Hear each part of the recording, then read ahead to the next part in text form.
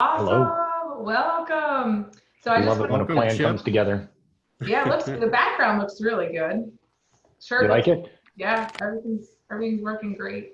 I tried to pick a shirt that would conflict enough to kind of give people a headache by the end of 45 minutes. Figure I I'm think getting close. between all of our backgrounds, we will accomplish that. I think we got a shot. Absolutely. It's good contrast there, Chip. Good contrast. Thank you. Thank you. Been working on that. I'm a contrasting guy. Now, was I supposed to put like tape in the middle of my glasses to go? Oh, I That can not necessary. do. I have my screen glasses. Nice. It's a little like Wayne's World today Okay. with the glasses. Yep. Coming Exactly. right out of our basements. I know. So Barcoding has a history of doing events. So some of you out there may have come to one of our Barcoding executive forums in the past and know that we love to get together with people and chat and share stories and advice and best practices. And so we're learning the virtual, but I think that with today's environment and the kind of everything that we're trying to do to stave off any other illnesses and sicknesses that come through, including the pandemic. But I think this is a pretty good option. We'll see how the rest of the day goes. We're still fresh and early and, on the first cup of coffee. So I don't know, but right before you get started, I just wanted to show again this book in case anybody out there from the first session wanted to go ahead and look it up. I highly, highly, highly recommend it, especially if you're part of a team that's preparing for digital transformation. So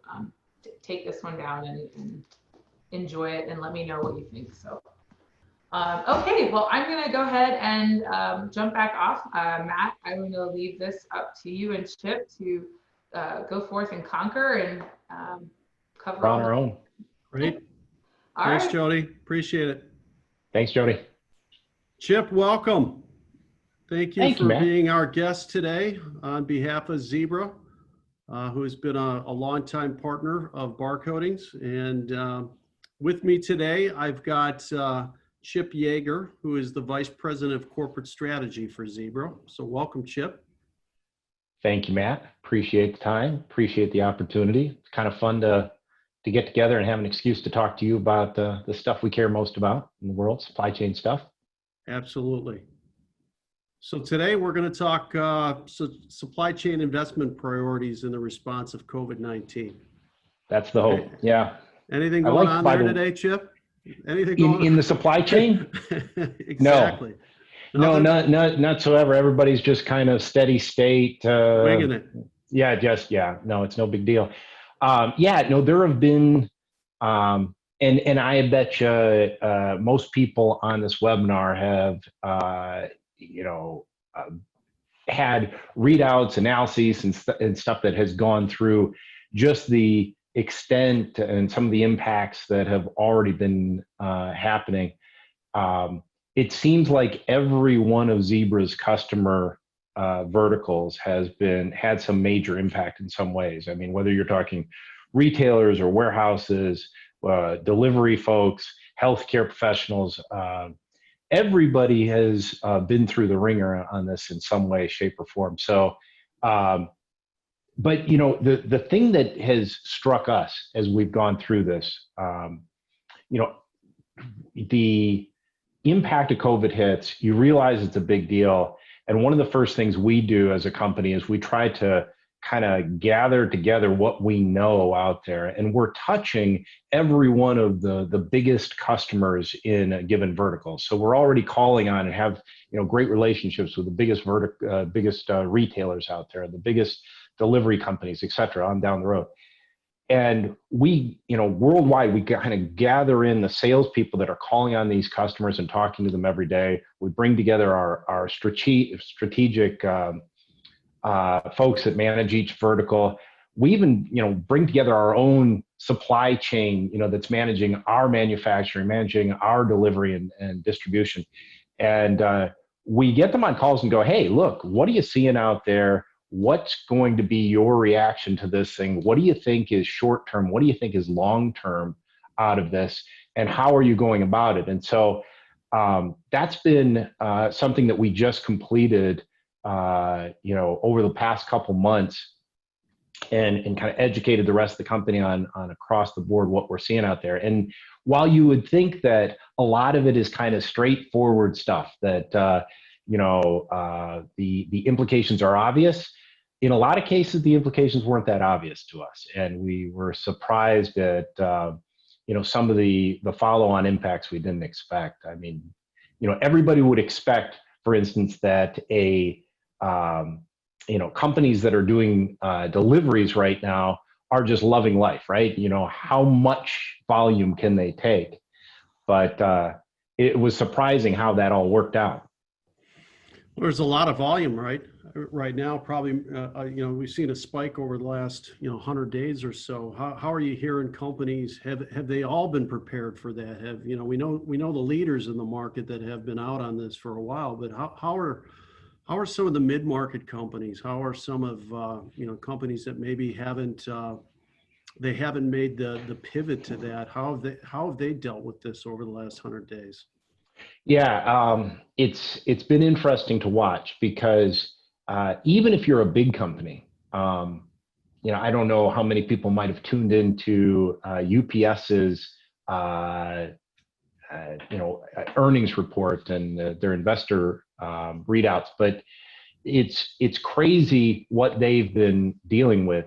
The number of online shipments went from 16% of retail to 27% of retail in a matter of weeks. And that kind of volume in having to deal with the amount of deliveries out there that drove. In the case of Amazon, they're contracting 100,000 people to go out and get this kind of job done. Massive upswing. But when you talk to the guys in like UPS and FedEx, they're suffering from the fact that the business they're used to doing is a lot of packages to and from commercial enterprises. They pull into an office park and they hit building after building, and they're dropping off a bunch of packages and picking up a bunch of packages, and that's efficient, and they can make money doing that. When you tell them, no, now your business is individual, cell phone cases being delivered to this street at the end of the road, right, that's not so efficient, and they don't make money on that. And so the dynamics of having their business shift to consumer has been a huge challenge for them. And what you're seeing is not only are they getting hit, but I think the mid-market guys are being challenged in the same ways. They may not have the same influx, but a lot of the base of their business, which is the commercial to and from deliveries, if those offices aren't open, the deliveries aren't happening, and they're getting squeezed on the kind of business that they can do in the meantime. Are you seeing it? I mean, are they having to build rapidly a shared type of final mile type of environment for themselves? Is that what's happening, or is it just it doesn't make sense for them to go directly to the customer? They're built for a B2B type of model. It's hard to say. We've got a better sense of what some of the big guys are experimenting with. I think that we've seen things like an expansion in the number of contractors. People that are buying routes, and they're trying to kind of quickly build out this contractor base of delivery personnel. And that was already popular. It's just getting a bit more popular. When you look at gig workers, folks that are willing to pick up and do kind of lifestyle delivery on behalf of delivery personnel, or delivery companies, that's been growing out there. And there's a lot of people looking for that kind of work, as it turns out right now. The other one that we thought was interesting that we heard about was companies are looking at a starfish kind of model, where they go into a neighborhood and they talk one person in that neighborhood to take all the packages for that neighborhood and then do the deliveries for them. So they can act like an office, kind of a more efficient drop point, where they drop a bunch of packages and then they pay somebody to go do the local deliveries for them on their behalf. And I think that those kind of models are really creative and interesting to see how they'll, whether those will be long-term or whether there's something to get through this rush. But I have a feeling more and more of these experiments will end up being a longer term play. But as you'd expect, I mean, it reflects all the way up the supply chain. It's not just delivery guys; it's the warehouses that have to kind of generate the orders as well. Yeah, it's kind of interesting because I mean, you see non-essential storefront, right, having challenges, and they're looking at ways to start doing things curbside. And if they didn't have a well thought through omni-channel strategy, they're in the process of trying to stand up one rapidly right now. So there's a little bit of that curse of too much business too fast for some companies, right? And maybe if they didn't have the time and investments prior to the outbreak, I could see where it's kind of like renovating a house and trying to live in it and run your household at the same time, right? Oh, for sure. I mean, if the store, like you say, I mean, if you're talking about a retail environment, if you're lucky enough to be one of the retailers that's still open, we all know that there's a whole bunch of categories that have been closed or just don't have business coming in anyway if they're open. I mean, you've got like specialty retail, apparel, electronics, department stores, all those kind of things that have just completely suffered during this. Then you've got the other side out there that says, okay, well, I'm open. I've got a grocery store. I've got the Walmarts and Targets and these necessities, the DIY stores that have been open, office supplies and things like that. They're open, but the dynamics of how people want to do business with them have shifted fundamentally. So, you've got a big portion of your business that moves to an online basis.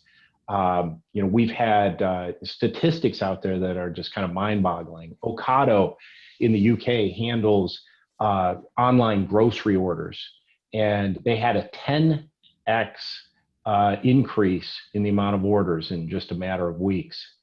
You had Instacart here in the US that was positioned to handle online delivery, online orders and deliveries from groceries and such. They hired 550,000 people, including my youngest son, as it turns out, to do deliveries and to try to deal with the influx of demand. You had retailers like Kroger that are going, look, I need a warehouse here, not a store. And so they just shut the store down, make it a dark store, and start just generating online only deliveries out of the store. And even when you get into the store, of course, we know we've all had personal experiences now what that's like. The stores have had to do major things to react to being open and how you manage that. And it's one-way aisles and it's protected checkouts. Interesting statistic, MasterCard has seen a 40% increase in the amount of contactless payment. So we are now teaching the world to move from, cash and checks and credit cards to mobile tap payments to conduct their business.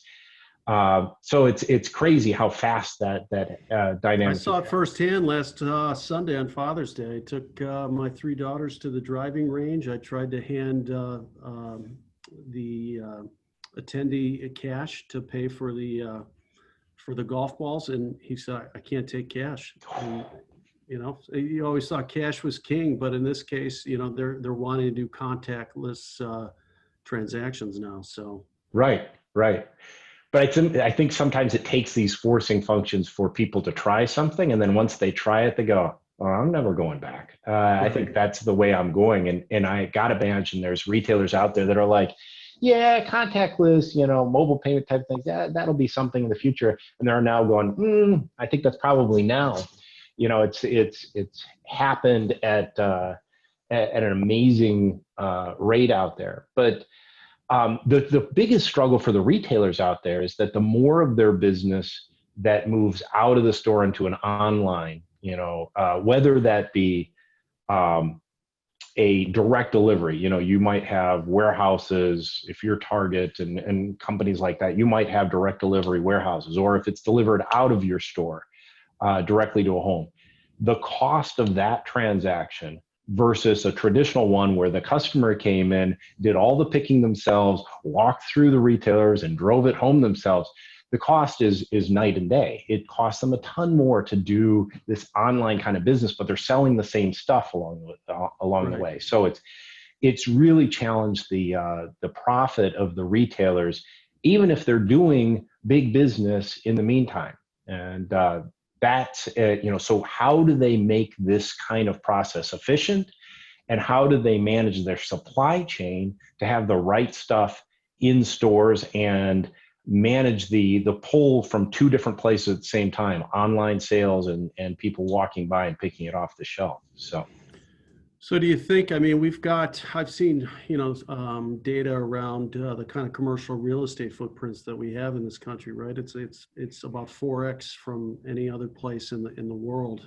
Do you think repurposing of storefront into distribution centers is what the new norm is going to look like moving forward? I think that there's something in the American psyche that really likes to go shopping. And so retail in bricks and mortar is not going away soon. But I do see that there's going to be a strong in-between out there where I think that the growth of micro-fulfillment technologies, where you've got a mini ASRS system sitting in the backside of the store that's processing, picking online orders very efficiently, packaging those up in boxes and making them available. I think that kind of thing is going to be bigger.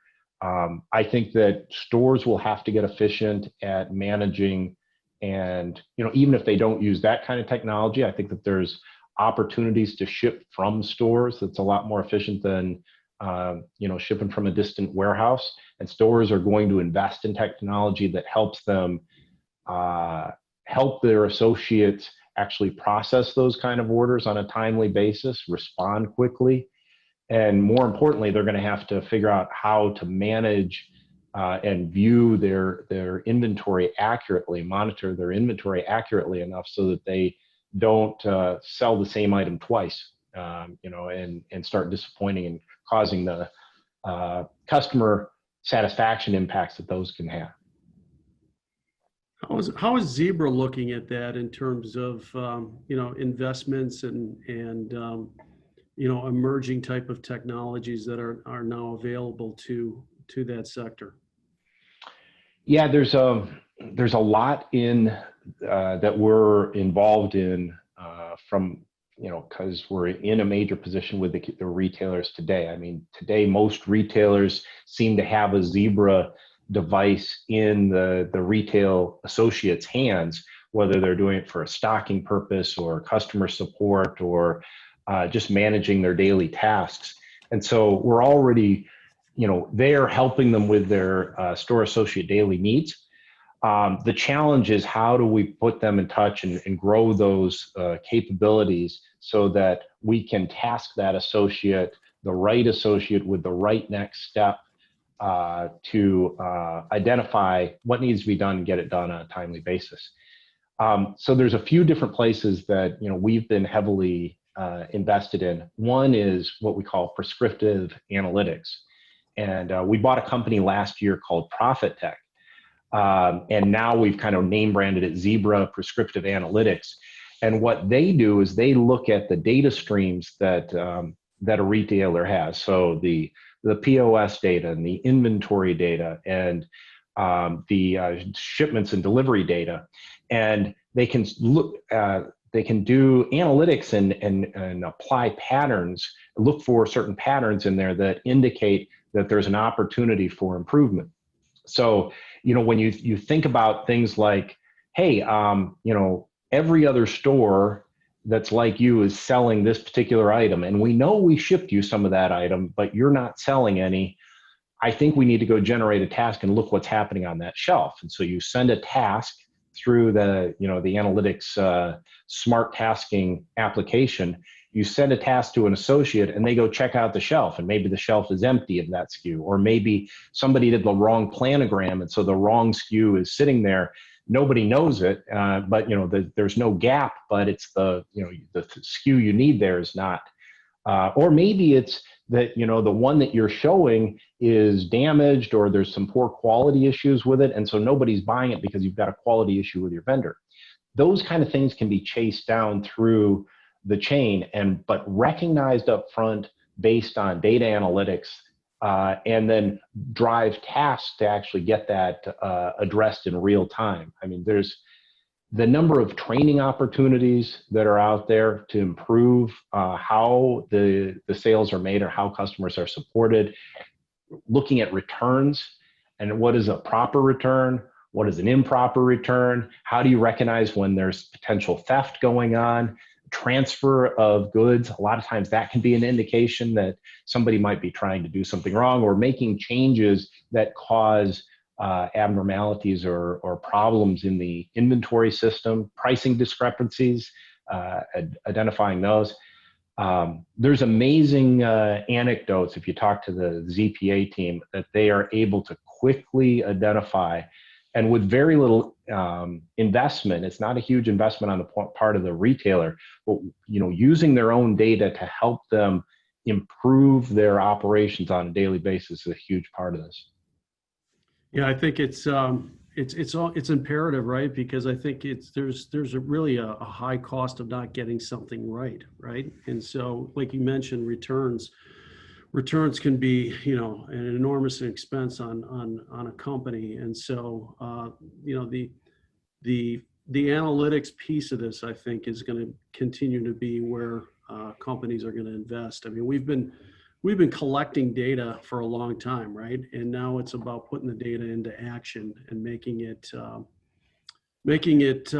that you can trust, and then to determine how much is it going to cost you for that data, right? To put it into action. For sure. So what is Zebra looking at it from that standpoint? Is it going to be a hybrid where we're going to continue to leverage the labor against some of the automation that we have available today?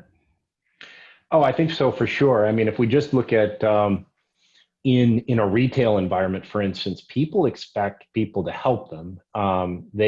One of the reasons you go to a store is because you like the idea of seeing other people and maybe getting some personal advice, and you may enjoy talking to a checkout person and just the interaction. I think all of us, especially nowadays, sometimes feel a little closed up, and getting out and going to a store, that's part of what you like. So if there was some magic way to take all the people out of the store, I don't think people, the average consumer would like that.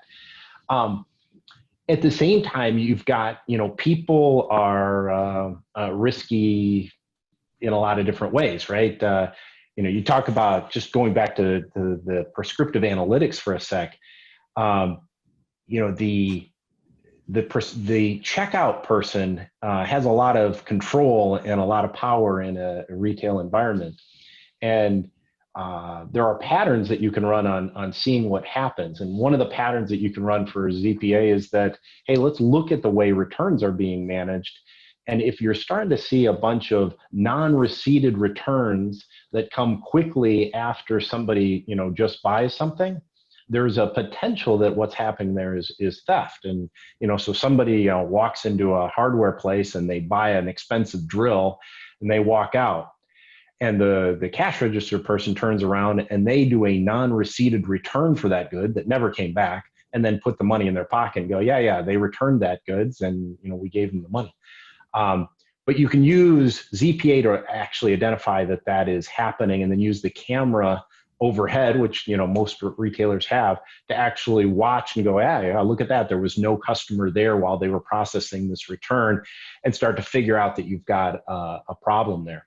So I think that the idea of using automation to augment what people can do, first of all, to help them know what to do, help them make the right decision, give them better information, that's a positive. There's also the protective side that automation can help protect the retailer against, people trying to do the wrong thing out there. And that will always happen in the world, so we've got to protect ourselves from it. I don't want to put you on the spot, but today's the birthday of the barcode. Do you think the barcode is going to continue to live on for more years to come? I mean, there's RFID, there's IoT, there's a lot of different emerging technologies that Zebra is certainly investing in and bringing to market. What are your thoughts there? Are we gonna have a hybrid world that we're living in, or is the barcode eventually going to go away? Mm. Well, I think, how many people would have said TE was going to go away and how long ago, right? Right. Yeah. Yeah, I do think that needs to go away, by the way. But, the barcode, there's something great about simplicity. And when you talk about something that can be printed onto a package and scanned, read very efficiently, the establishment of something like that is going to be really hard to remove. And there's no good reason to remove it. I mean, it at this point, it does so much for us that I see barcodes being around for, the foreseeable future. I do think that we are just now unlocking the power of RFID, though. And we are getting to the point now where the ability to count what you have on the store floor or in the building, in the warehouse, is becoming so incredibly important that RFID is going to start being a technology that it's going to become more and more ubiquitous. I mean, we're already seeing kind of the influx, and every year the RFID reader business and tag business is going through the roof. So I think we've kind of crossed that chasm, and that is going to be huge. And I'm sure that there's a bunch of experienced folks out there that are shaking their head going, how many times I've heard that? This will be the year. This is the year. But I do think that, we're starting to see some of it's coming down to the level of everybody can do it. The cost of a tag has come down to, pennies. And then the power of the tag, I think, is getting really interesting. I think you guys are working with our MotionWorks warehouse technology. And, when you can put a reader into the ceiling of your warehouse at every, 40 feet or whatever, and have that reader look down and see in XYZ coordinates the location of every pallet of goods, every forklift that's moving around and which direction they're going, every worker with an RFID tag on their badge. The power in having that kind of visibility out there to be able to make better decisions on what do we ask that forklift driver to do next? Because they're over here, let's not have them drive back with empty forks, pick up that thing and move it over here at the same time. So dynamic tasking and constant awareness of where each thing is in your warehouse is incredibly efficient. And, barcoding is all about efficiency. So I think it makes sense. Yeah, I think there's speed. There's a reality now. We've been collecting data with barcoding, right, for many, many years, but it's been a very accurate technology to some extent, right? And it's created a lot of cost takeout around paper for organizations as they've gone more and more commitment to being digital. But I think now it's RFID has a real opportunity to help companies get faster, right? And I think the speed of commerce is changing, right? It's just, you've got the ability to push a button and buy something rapidly, right? And that's happening at a rate right now where being able to locate something quickly and having all that lined up from a speed standpoint, I think is going to be mission critical moving forward. Are you seeing a lot more interest from your customer base around RFID? It is still, believe it or not, probably the number one topic that we get on a daily basis where companies want to have a conversation about it. I think, barcoding's been around a long time. People understand it. Right. They've made decision to either use it or not in some cases, but everybody's familiar with it because it exists in their supply chain. Yeah. RFID still has a bit of that, unknown for a lot of companies. We've seen it stood up for almost 2 decades now, right? Going back to Right. the early compliance projects, where we've seen a lot of interest is just looking for ways to get more throughput inside their supply chain. And if they can control some of the movement, whether it's pallets, whether it's, having visibility to assets within their supply chain that are, relevant to maybe the manufacturing process, and they need to be able to, see it all in a a centralized type of way, then there's definitely active projects, active investments, people understanding, where's the feasibility and the business benefits to it. Right. No, I think it makes sense. It's good to see people actually investing in the analysis now. It's not, that's what you see when it's kind of reaching the inflection point and everybody's jumping in, because it becomes the right thing to do across the board. I think, talking about the dynamics of tracking things, one of the big issues that we're facing across the supply chain nowadays is just how you manage a warehouse in general, and the people tracking of this, and managing the strains that are on the warehouse and DC environments in general. I mean, we talked about the volume that these guys are seeing out there that they're having to accommodate, and the initial reaction of most warehouses is, okay, great, volume's gone up, I've got to get a bunch more people in here. Well, in the current environment, getting more people into a closed environment is not a real comfortable thing to do. And so you've got this strain on the warehouse where they have business to support a huge number of additional people. They've got a desire, the people are available to be hired, which is a nice thing that they haven't had for quite a while. So there's labor available, but can you bring them in? Can you bring them up to speed and hire, train them to do the job? And then can you keep them safe in that environment so that they can do their job and you don't have to shut down your warehouse, which is the one thing everybody's trying to avoid, because, it doesn't do you any good to try to ramp up if what you do is shut down. Yeah, certainly companies don't want to be on the 10 o'clock news, right? I mean, so how is Zebra addressing that in terms of proximity and social distancing? Today in Illinois, we're in phase 4, right? So we're starting to get more and more things opened up, right? And to get us to that phase 5. How is Zebra, combating that today? Well, I think, what we're seeing in different states out there is when you open up, but you don't control how people interact, you are setting yourselves up for a reoccurrence of the same issues again, because it's not like the virus has gone away. We're going to be dealing with this for a long time. So companies are being smart, and they're investing in ways that they can do a few things. First is, how do you alert people that they're in close contact with each other? You need to know that you're kind of in a danger zone to begin with, so that you can make a change and get out of that. How do you, when there is contact, how do you know who the contact was with and for what duration, so you can measure the risk that was involved in that? If somebody was found positive, how do you go back and trace who they had contact with, so that you can isolate and make sure that you protect the rest of your organization, and kind of say, okay, we need to have these folks stay out for a bit until we know that they're safe. And, on top of that, all the things that they touch out there have to be sanitized, disinfected, all that.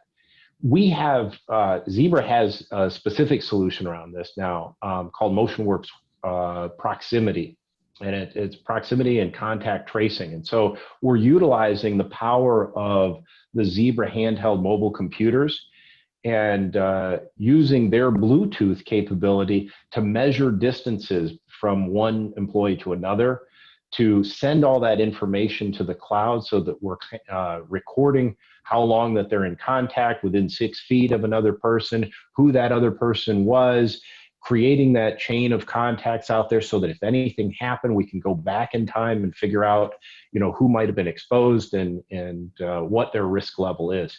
And right now we're seeing as you might expect, a tremendous level of interest in that. There's customers that can go, look, I can just take the software and apply it to the devices I'm already using out there. There's others that are investing in small, lightweight devices like an EC30 or just a Bluetooth module tag itself. And that allows them to get the same benefits for, the employees that might not have carried a device at all before. Even more reasons, right? We had Apt Electronics on prior to this, a retailer here in the Chicago land area. And one of my faves. Yeah, one of mine too. And, Android, right? That migration to Android is even more important for companies today, so that some of these new emerging, problem solving type of technologies that can be implemented into their business. Oh, there's no doubt. There are so many angles to this. And I think, barcoding has done an amazing job of surveying customers, understanding what they're up against, making these changes, and then kind of recording what happens when they do move from Windows to Android and all the benefits they get out of it. But I mean, in short, if you could just kind of look at the dynamics of, if you haven't switched yet, why would you want to switch to Android? The first thing you could look at is simply the impact on training. When you're bringing in brand new employees into a warehouse environment, the difference between handing them a green screen based TE device with function buttons all over it and handing them an Android interface that looks very much like the cell phone they know and love and use, 4 or 5 hours a day, the difference in training time is huge. But and everybody kind of goes, yeah, I could see that. What is maybe hidden in that is that the employee that joins is more likely to stay if they like the technology that they're using. And you'd go, why do they care? I'm paying them. But it actually ends up having a huge impact on retention of employees. And in the warehouse environment, retaining employees is a big deal. And if people feel like they're working for a company that's technically adept and kind of latest greatest technology, and they feel good about what they're doing with it, then they're more likely to stay there and feel good about the future of that company and want to keep working there. There's a lot of different aspects of Android that come into play, though. It's the fact that the devices tend to be lighter weight, the batteries last longer, they could take photos with an Android device that you can't with a Windows-based device. And you can always go and pull down specialized applications that help somebody do their the billions of apps out there that they can pull from that might be applicable to somebody's job to help them do it better. I think all great points. I mean, I think the management of the devices now today too are certainly something that companies can provide over-the-air support. They can lock down corporate apps. They can look at some labor analytics around how the labor is performing inside of the supply chain. One of the things that we get a lot of times from organizations is security. We're concerned that if we open up to this type of platform, that it could potentially create a security breach within our network. What's the thoughts moving forward from a Zebra perspective of how you kind of combat that type of thought moving forward with companies?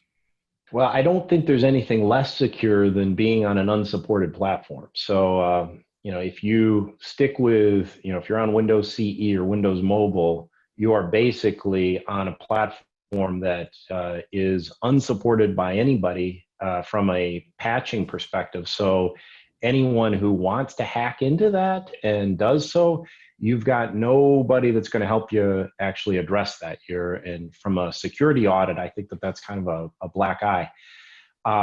The great thing about Android is that, Android does get patched on a constant basis and improved, and the security is always being, up to date. And Zebra has made the commitment out there with our lifetime, Lifeguard. Lifeguard, thank you. Yeah. You know it better than me, man. So yeah, Lifeguard gives us the ability to kind of support our devices with security patching for years past the end of when we actually even make the device. And so by making sure that the entire life cycle, the lifetime where you are using that device, that you can get regular security patches and keep yourself up to date. And like you were saying, with the technologies available now from a management standpoint, we can make it pretty easy to actually apply those updates on an automated basis and get them out there in front of customers and keep them up to date on that stuff. So I think that Android has come a long way, and then what Zebra does on top to make sure that it's easy to apply those on a timely basis has really made the security issue kind of go away. I've had a relationship with Zebra now for, gosh, about 25 years, right? And Zebra was a printing company, but Zebra is so much more now, right? Is a kind of full end-to-end supply chain organization. So what do you see in terms of, we didn't talk much about printing. I mean, with the number of packaging that is still going out every day, do you see less, paper out there, or do you see, again, more of a hybrid scenario moving forward? Because mobile by design is designed to take away, paper out of the process, right? But at the same time, we have an abundance amount of packages with final mile going out. How do you see, the overall market moving forward for Zebra from that perspective? Yeah, it's a good question. Fortunately, we're not in the, the 8.5 by 11 printing, and a lot of that paper I do think has gone away. Sure. But we're happy to see people ship things because, I always love looking at packages going, yeah, that was probably printed by a Zebra printer someplace. The amount of printing that's going on is huge. And we're starting to see, or have seen over the last number of years, more and more printing engines get built into machines so that it becomes, kind of integrated into the process and the automation and the printing there. So all that is good for us. We've seen, brand new ways that people are using printing technologies, of course, wristbands and printing those so that you're in a medical environment, healthcare environment, that you've got the ability to track people. And then in having a barcode that's tied to all the procedures that they're involved with. I think that you see card printing and the entry passes and IDs, and those have been a nice business for us as well. We purchased a company last year that was just is totally fascinating, called Temp Time, and their technology was using printing techniques to make a label that is a sensor, a temperature sensor. So you use a printed label and you put it on say a vial of vaccine or medicine or other temperature sensitive material. And then as it goes through the shipping supply chain, if it would get outside of its safe temperature range, for too long a period, the label actually changes and indicates that you shouldn't use this medicine. You shouldn't use this item. And we're now in the process of building that, have built that technology into the barcode itself. So you can actually scan this with a barcode reader of some sort, and the barcode will read one way if the item is good, and it will change its reading if the item has gone bad for any reason. And so it doesn't even take any interpretation. Just in the process of going through your daily procedure as a nurse or a doctor, you would scan this and it would tell you up front, hey, you can't use this one, get a different one. And that kind of technology, this smart, intelligent supplies, I think we're going to see a ton more coming from that area over the coming years. Well, I want to give us a little time, Chip. I could do this all day long, but I want to make sure we give some people time to ask some questions to you. So, just some final thoughts around is we're sending employees back, to the to the office and the factories, the warehouses, and the retail stores, there's a myriad of procedures and protocols that everybody's going to have to adhere to. So, you know, what is Zebra going to do to continue to help people kind of choose and guide them through, along with companies like Barcoding, from a technology standpoint, to kind of address, you know, these current times? Well, I think the important thing for us is to keep talking. You know, the great thing about working with a company like Barcoding is that you guys are extremely close to your customers. You're hearing directly from them what their challenges are. We have constant contact with you guys, and we're talking about all the time about how we can apply the wide range of portfolio solutions that we have to meet those needs. We've got an awesome ecosystem of software vendors and partners out there that help us make solutions, just like we did with proximity. You know, that's us working with our partners to actually pull that together along with our products and make it quickly available for the market. So, you know, to me, I think the thing for us to do is just keep talking to our customers, listening to what they need, reacting quickly, and working together to get it in front of them, pilot with them, and make improvements. So it's a fun time to be there. Well said. Well said. I want to open it up to anybody out there that would have any questions for Chip or myself. I actually just received one. So the question is, Chip, and I think there was some excitement over the dynamic printed barcodes. So Cool. we have a lot of supply chain geeks on the line, so a lot of people. Perfect. But can that temperature be used to track produce? So temperature tracking to track produce. It could. It may not be the right way to do it because there's you know, the interpretation of when lettuce is bad is a little different than a vial of medicine. It's not so cut and dry. But yeah, in terms of food safety in general, we do see that food safety is going to come a long way, and it will be a combination of labels. It will be a combination of data loggers that track electronically temperature changes through a supply chain and how that is managed. I think that's, you know, all indicators are that that's going to be a tremendous area of investment and advancement over the next few years. So we expect to be a big part of that. Awesome, cool. I had two ridiculous questions for you. Perfect. Because I feel like maybe that's my role today. Just come up to be ridiculous. Okay. I thought that's why you had me on. I didn't know. No question's a bad question. Yeah, no, I mean, this has been a fantastic conversation. I think everyone's really appreciated all your insights.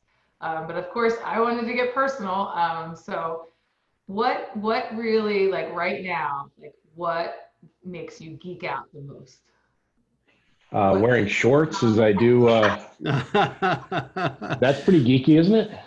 I always thought just geeks got to wear shorts to go to work. So now that I get to do it too, I feel very geeky. No, but in all seriousness, I think, supply chain is what pays our bills here at Zebra. Supply chain is what makes the world go round. And I think that I don't think we always get to appreciate enough the sheer amount of brain power and expertise it takes to make the things that we are all used to have happening. Our ability to make these online orders and have them arrive within hours or the next day or whatever, and the accuracy and the sheer choices that we have. I think that it's an amazing world out there, and supply chain is what's powering all of that. And it's just really fun to be able to contribute and support them doing that great work. Yeah, I agree. I always liked that show, How It's Made. Yeah. How It's Made fan. And now I get to, not only figure out how it's made, but also, how it's distributed. So I always feel very fortunate myself. So no awesome. doubt. I have another question that just came in. So the MotionWorks proximity, is that able to be installed on a MC 9200? I don't think on a 9200, unless it may require Android. I think it's an Android-based app, so you'd have to make sure that you're on Android to be able to do that. And the 92, depending on whether it's been upgraded to Android or not, I think we'd have to look into that. I do know it works on the 9300, so maybe it's a time for an update. Gotcha. And one more question here.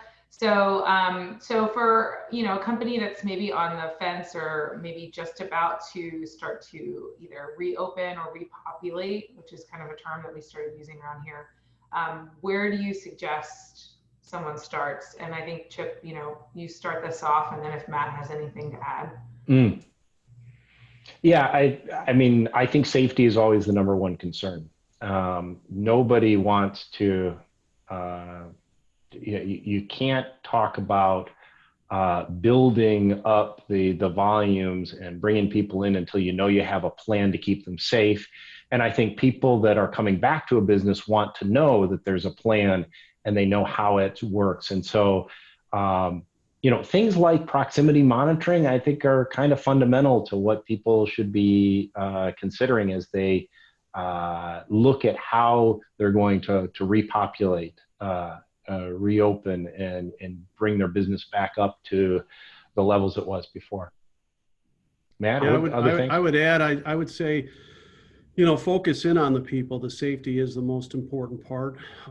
Take the opportunity to look at your process right now, and if there's room to change it and improve upon it, spend the time there. And then, lastly, there's a lot available today from a technology standpoint. I think we've seen that some of us can be, very effective with utilizing technology today in different aspects. And not all businesses have that luxury, but where you can apply it and, tie it in with the people. And I think you're going to be in a good position.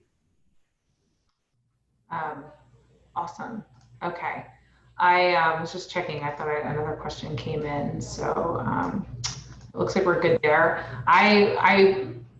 This is just a curiosity thing because you're a technologist and you've seen a ton, right, over your career that has come. Is there a technology that you really got excited about that just never caught on? Completely, like you are like, yes, this is going to be the best, and then it just. So that's a funny question. I actually ran the Motorola mesh network business for a number of years. And if you think about outdoor mesh networking, was an idea that you could create, smart city environments by having these nodes on lampposts and connect and create this ubiquitous Wi-Fi that went throughout the city. And it was really, really cool technology. But the bandwidth for Wi-Fi at the time didn't allow for the real power to come through in what we were doing. So we pounded our head against that one for a number of years, and I was always convinced that it was going to be a huge hit, but never quite got to that same level. So yeah, there's plenty of those examples out there of technologies that you saw coming that never quite made it. Yeah, no, it's sometimes just a little early. This is, it's things that No doubt. just a little bit early. So, well, excellent. I don't see any other questions coming in. So I think that we're good. Final thoughts in terms of what you want to share, what makes you a supply chain geek. Any other comments you want to leave the audience? No, I mean, I think I appreciate everybody who is spending time to tune into this type of thing because we're big fans of barcoding and the way you guys go about supporting all the things that make businesses tick. And I think that when you've got folks that are putting aside time to try to listen to the latest, greatest ideas and invest in kind of keeping abreast of the technology. You know, that's what keeps things moving forward out there. We need those folks. So I just want to send out an appreciation for everybody who's taken time to out of their day on a Friday to tune in and learn some more. Awesome. That is fantastic. Fantastic. I think, Matt, unless you have anything else. No, we'd like to thank you, Chip and Zebra, for participating today. I thought it was a great session. I really enjoy your insights and wish you the continued success, continued health and safety, and thank you again. Absolutely. Thank you guys, and I really appreciate the opportunity. And I hope the rest of your Supply Chain Geek Day goes great. Excellent. Round of applause. Woo! Yes, major thanks to Zebra Technologies. They're actually our presenting sponsor for the day. So if you have never checked them out, which I find hard to believe, please go on their site, check them out. Obviously, everyone here at Barcoding can help you if you want to learn more about Zebra. So thank you, Chip. Thank you. Next up is going to be Kathy Fulton.